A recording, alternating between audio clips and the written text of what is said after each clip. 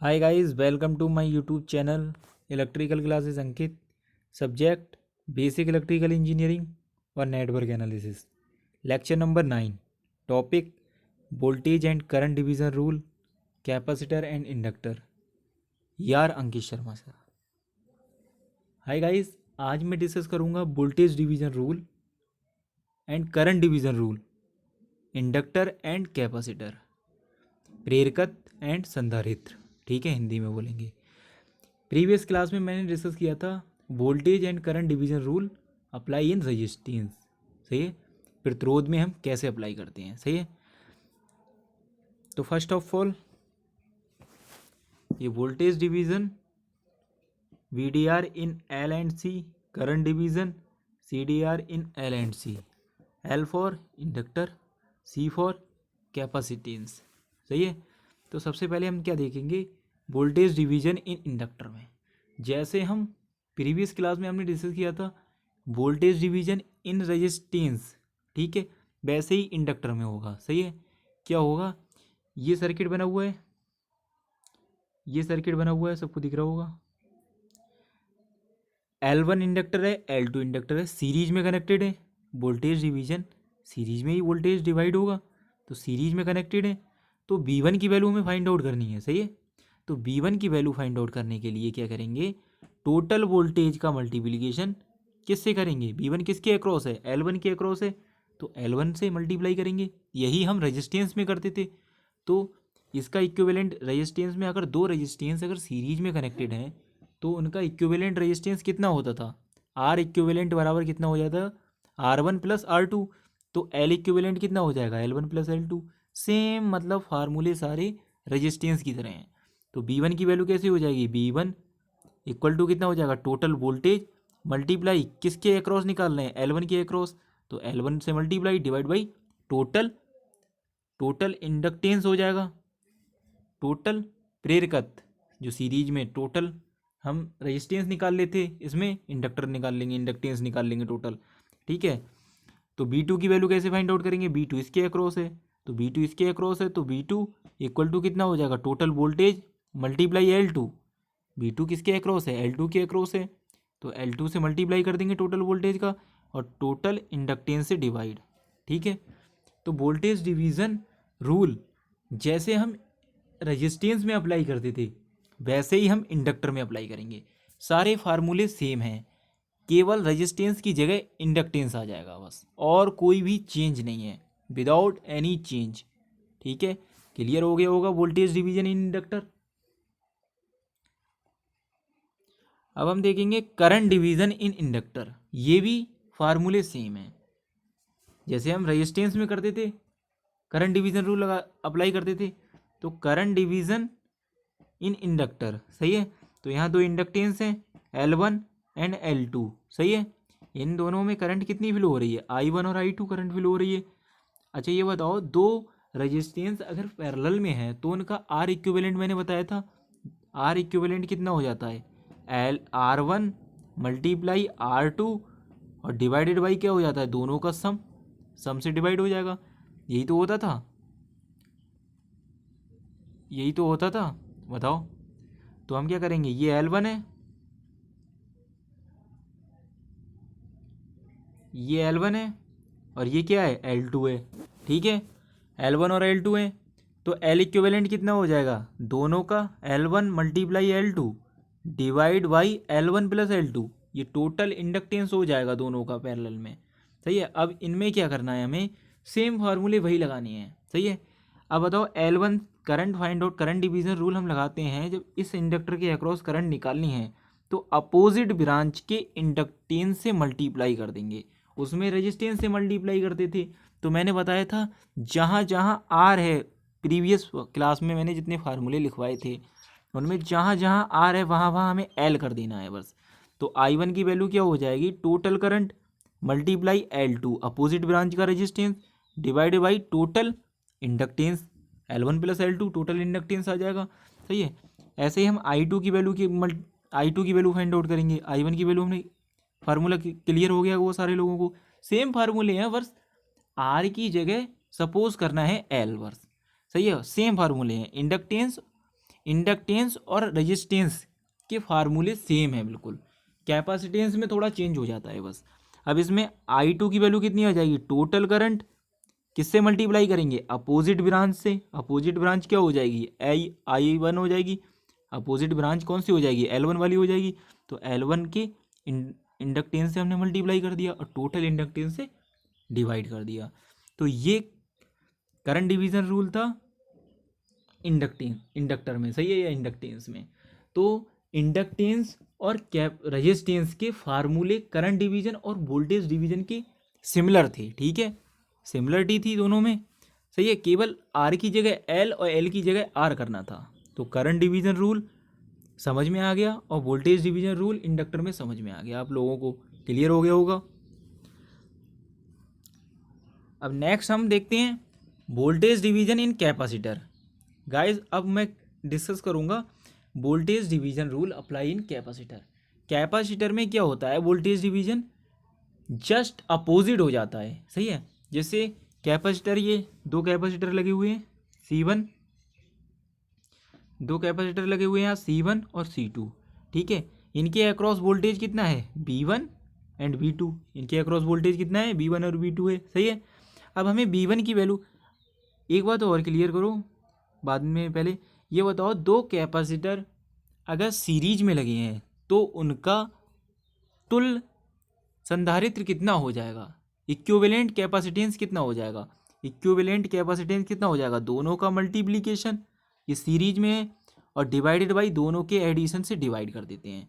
तो C equivalent कितना होता था, C1 multiply C2 divided by C1 plus C2, ठीक है।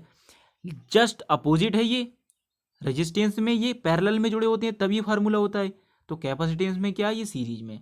ऐसे ही करंट डिवीजन और वोल्टेज डिवीजन के भी फार्मूले अपोजिट हो जाएंगे, सही है, देखते रहो सारे अपोजिट हो जाएंगे। अब ये देखो, बाद में एक शॉर्ट ट्रिक बताऊंगा जिससे आपको क्लियर हो जाएगा, सही है। ये देखो, अब हमें क्या करना है, ये C1 है, C1 किसके अक्रॉस, C1 के अक्रॉस वोल्टेज कितना है, V1, और C2 के अक्रॉस वोल्टेज कितना है, V2। तो हमें V1 की वैल्यू फाइंड आउट करनी है। अगर हमें कैपेसिटर में, कैपेसिटेंस में हमें क्या लगाना है, वोल्टेज डिवीजन लगाना है, V1 की वैल्यू फाइंड आउट करनी है, तो इसमें क्या रूल होता है कि अपोजिट इंडक्टेंस से मल्टीप्लाई करते हैं। देखो टोटल वोल्टेज की किससे मल्टीप्लाई करेंगे, C2 से, C2 से मल्टीप्लाई कर देंगे और टोटल से डिवाइड कर देंगे। उसमें क्या करते थे, जिसके अक्रॉस हमें वोल्टेज निकालना है उसी के रेजिस्टेंस या इंडक्टेंस से मल्टीप्लाई करते थे। तो इसमें क्या करेंगे, अपोजिट से मल्टीप्लाई करेंगे। V1 के अक्रॉस वोल्टेज निकालना है तो C2 से मल्टीप्लाई करेंगे। देखो C2 से मल्टीप्लाई करा है, जैसे उसमें करंट डिवीजन लगाते थे तो करंट डिवीजन वाला सिमिलरिटी आ रही है इसमें, सही है। तो ये क्लियर हो गया होगा। अब हमें B2 की वैल्यू फाइंड आउट करनी है। तो B2 की वैल्यू फाइंड आउट करेंगे 20 टोटल वोल्टेज से मल्टीप्लाई। अब देखो अपोजिट कौन सा आ रहा है, V2 इसके अक्रॉस है तो अपोजिट ये हो जाएगा, तो C1 से मल्टीप्लाई और टोटल डिवाइड, सही है। तो कैपेसिटर में हम ऐसे लगाते हैं वोल्टेज डिवीजन। क्लियर हो गया होगा सारे लोगों को। नेक्स्ट हम देखेंगे current division in capacitance. Current division हम कैपेसिटेंस में कैसे लगाएंगे, करंट डिवीजन, ठीक है। तो करंट डिवीजन में क्या देखेंगे हम, देखो ये करंट डिवीजन, यहाँ क्या है, I1 है, यहाँ क्या है, I2 है, और ये C1 और C2 दोनों पैरेलल में है। पैरेलल में कैपेसिटेंस कैसा हो जाता है, C1 plus C2, C1 plus C2 हो जाएगा पैरेलल में। पैरेलल में कितना हो जाएगा, C1 plus C2। Equivalent capacitance कितना हो जाएगा, C1 प्लस C2। अब हमें इसमें करंट डिवीजन लगाना है, ये सिमिलर होगा रेजिस्टेंस और इंडक्टेंस के वोल्टेज डिवीजन के रूल के सिमिलर होगा, सही है। ये बताओ, अगर हमें I1 फाइंड आउट करना है तो उसी के कैपेसिटेंस से मल्टीप्लाई कर देंगे टोटल करंट का। देखो I1 की वैल्यू फाइंड आउट करनी है, ये टोटल करंट है, तो I1 किसके अक्रॉस निकालना है, C1 के अक्रॉस निकालना है I1, तो C1 से मल्टीप्लाई कर देंगे और टोटल दोनों के कैपेसिटेंस से डिवाइड कर देंगे। क्लियर हो गया होगा। अब इसमें क्या करेंगे, I2 की वैल्यू फाइंड आउट कर रहे हैं, तो टोटल करंट और मल्टीप्लाई किससे करेंगे, C2 से, सही है। C2 से मल्टीप्लाई कर दिया और टोटल कैपेसिटेंस का डिवाइड कर देंगे, तो I2 की वैल्यू यहाँ से फाइंड आउट हो जाएगी, सही है। तो गाइज आप लोगों को क्लियर हो गया होगा current division in capacitor voltage division in capacitor, current division in inductor, voltage division in inductor. सही है। तो क्या हो रहा है, सारे फार्मूले सिमिलर हैं। कौन कौन से फार्मूले सिमिलर हैं? एल, कौन कौन से फार्मूले सिमिलर हैं? एल और सी, एल और आर, एल और आर के सिमिलर फार्मूले हैं। सही है। अगर तुम्हें सी का फार्मूला निकालना है तो एल या आर में से एल या आर की जगह जहाँ जहाँ एल है, जहाँ जहाँ या आर है, मान ली सपोज करो आर है, वहाँ 1/c रख देना है। सही है। जैसे R1 है तो 1/C1 कर देना है, R2 है तो 1/C2 से रिप्लेस कर देना है। सही है। सारे फार्मूले सेम एज इट इज़ आ जाएंगे। सही है। क्लियर हो गया। जैसे R इक्विवेलेंट कितना होता है सीरीज में? सीरीज में R इक्विवेलेंट कितना होता है? R1 + R2 होता है, सीरीज में होता है। अब हमें सीरीज कैपेसिटेंस लगे हुए हैं तो मैंने वही बोला था, कितना कर देंगे? 1/C1 + 1/C2 = 1/C। यही तो होता है, बताओ सीरीज में। सीरीज में यही होता है, नहीं होता है? तो सीरीज में यही होता है। क्लियर। तो आप लोगों को क्लियर हो गया होगा। सारे फार्मूले में हमें क्या रखना है?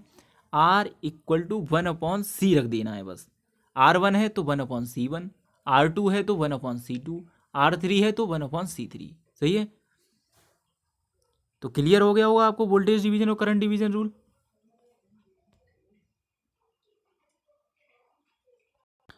Problem number 1, question number 1, find BL1 BL2।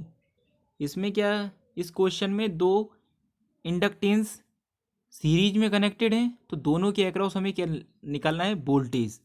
तो इसके अक्रॉस क्या है? BL1, इसके अक्रॉस क्या है? BL2। तो BL1 की apply BDR voltage division, series में है वोल्टेज डिवीजन अप्लाई होगा। तो BL1 कितना हो जाएगा? टोटल वोल्टेज, टोटल वोल्टेज कितना है? 60 volt.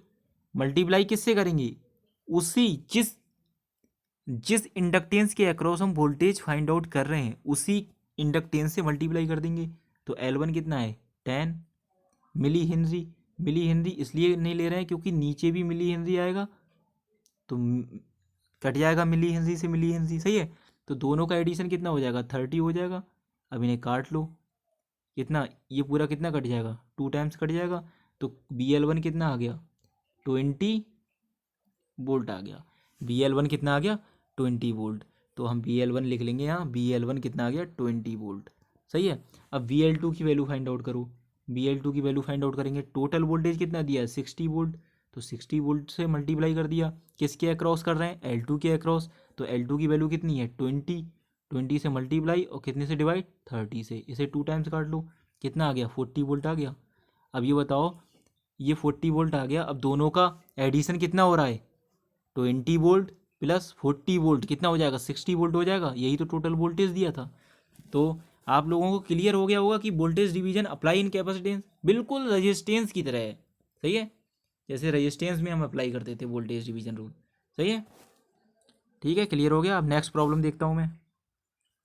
In this question current division apply करना है, करंट डिवीजन अप्लाई करना है हमें इसमें। देखो टोटल करंट क्या हो रहा है? Question number 2, in this circuit find I1 and I2। ये करंट I फ्लो हो रही है यहाँ। सही है, I करंट फ्लो हो रही है। अब I1 इसमें फ्लो हो रही है, I1, और इसमें क्या है? I2। तो I1 की वैल्यू हम फाइंड आउट करेंगे, क्या करेंगे?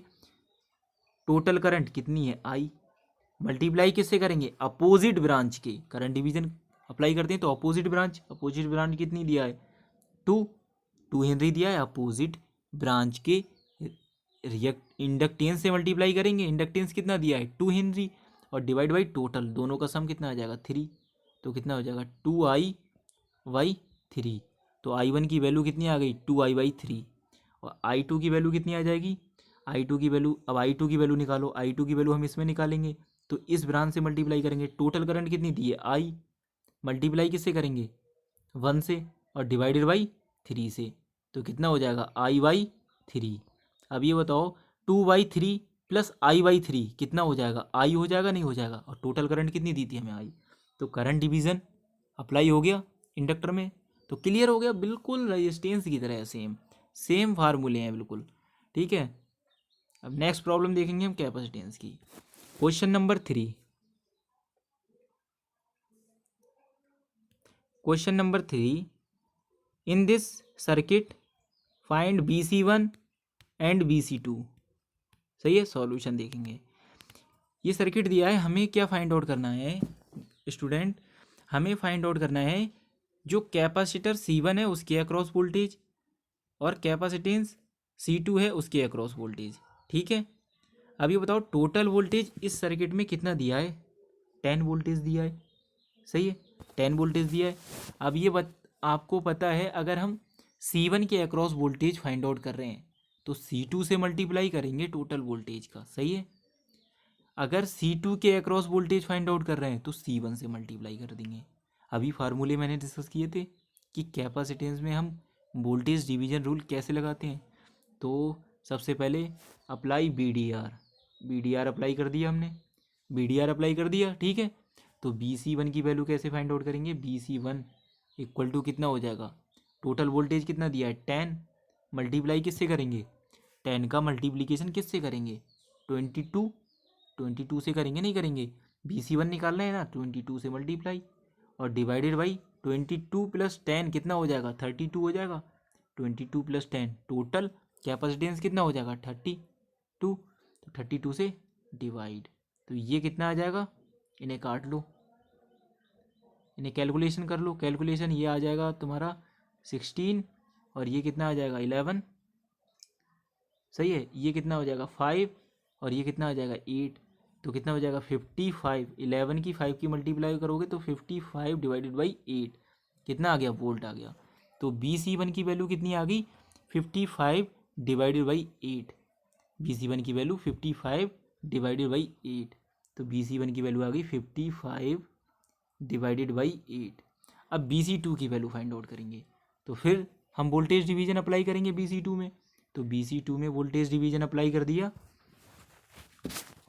BC2 में वोल्टेज डिवीजन अप्लाई कर दिया, तो BC2 में वोल्टेज डिवीजन अप्लाई करेंगे तो C2 में कर रहे हैं अप्लाई, तो C1 से मल्टीप्लाई, टोटल वोल्टेज का किससे मल्टीप्लाई करेंगे, 10 से, और डिवाइडेड बाई किससे करेंगे, 32 से। अब इसे काट लो, ये कितना आ जाएगा 5 और ये कितना आ जाएगा 16, इसे काट लो, ये 5 और ये कितना आ जाएगा 8 और ये कितना हो जाएगा BC2 हो जाएगा 25 डिवाइडेड बाई 8। 25 डिवाइड बाई 8 हो गया। अब ये बताओ टोटल जो वोल्टेज है वो सम होगा BC1 प्लस BC2, यही तो वोल्टेज डिवीजन होता है। तो BC1 25 divided by 8, 25 divided by 8 और प्लस कितना हो जाएगा 55 डिवाइडेड बाई 8 कितना हो जाएगा, ये हो जाएगा तुम्हारा 25 प्लस 55 80 हो जाएगा। तो 80 डिवाइडेड बाई 8 कितना आ जाएगा, 10 वोल्ट आ जाएगा। 10 वोल्ट आ गया, 80 से डिवाइड कर दो 10 वोल्ट आ गया। तो 10 वोल्ट आ गया, क्लियर हो गया हुआ। अब ये 10 वोल्ट आ गया तो 10 वोल्टेज टोटल वोल्टेज दिया था हमें, तो हमारा आंसर भी सही है, हमने वोल्टेज डिवीजन बिल्कुल सही लगाया। तो BC1 और BC2 की वैल्यू बिल्कुल सही है। तो BC1 की वैल्यू कितनी आ गई 55 डिवाइड बाई 8 और BC2 की वैल्यू कितनी आ गई 25 डिवाइड बाई 8। तो आप लोगों को क्लियर हो गया होगा वोल्टेज डिवीजन। होमवर्क, ये क्वेश्चन नंबर 1 होमवर्क प्रॉब्लम है, आप लोग इसे सॉल्व करना और कमेंट सेक्शन में कमेंट करके आंसर देना इसका। इसमें क्या है, मैं हिंट दे रहा हूँ, टोटल वोल्टेज दिया है हमें, टोटल वोल्टेज दिया है। ठीक है, तो हमें क्या फाइंड आउट करना है, I1 की वैल्यू, I2 की वैल्यू, I3 की वैल्यू। ठीक है, तो ये प्रॉब्लम होमवर्क की है, होमवर्क में आप सॉल्व करना, ट्राई करना, क्वेश्चन सॉल्व हो जाएगा क्लियरली। जैसे हमने वोल्ट रेजिस्टेंस में दी थी सेम ऐसी ही प्रॉब्लम थी। प्रॉब्लम नंबर 2 ये भी सेम है बिल्कुल। इसमें क्या करना है, इसमें भी यही करना है, सीरीज में कनेक्टेड है कैपेसिटेंस, BC1 की वैल्यू फाइंड आउट करनी है, BC2 की वैल्यू फाइंड आउट करनी है, BC3 की वैल्यू फाइंड आउट करनी है। ठीक है गाइस, तो BC1 BC2 BC3 सारी वैल्यू फाइंड आउट कर लोगे, सीरीज में है। BC1 की वैल्यू कैसे फाइंड आउट करेंगे, टोटल वोल्टेज भी दिया है यहाँ फाइंड आउट करने के लिए। सही है, टोटल वोल्टेज भी दिया है तुम्हें, ये टोटल वोल्टेज दिया है तुम्हें, तो BC1 की वैल्यू फाइंड आउट करोगे। सही है, BC2 की वैल्यू फाइंड आउट करोगे, BC3 की वैल्यू फाइंड आउट करोगे। ठीक है, और कमेंट सेक्शन में आंसर ज़रूर दें। तो गाइस, अगर आपको आज की मेरी वीडियो अच्छी लगी वो please like and subscribe, bell icon ज़रूर दबाएं। Thank you watching now.